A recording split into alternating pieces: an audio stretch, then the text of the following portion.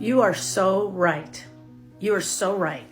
So what I want to share with you is that what the thing that I think happens to a lot of clients when they try to get into the stages is that they get stuck trying to figure out how to jump from denial to anger and then go to bargaining. So let me show you this.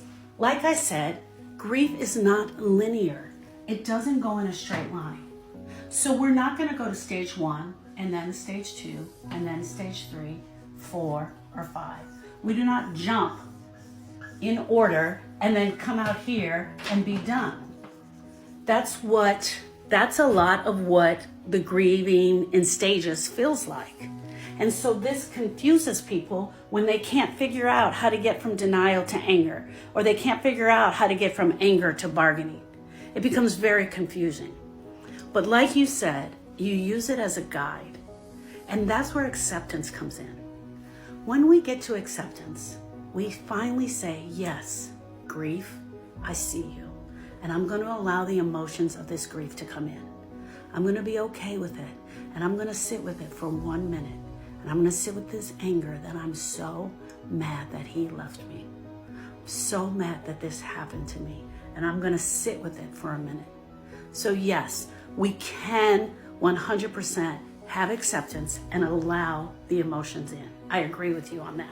The second thing is that grief ebbs and flows, like I said. So you can be up for one day and then really down for the next day. And then you can be all confused the day after that. This is more of what grief looks like. It looks like mass confusion.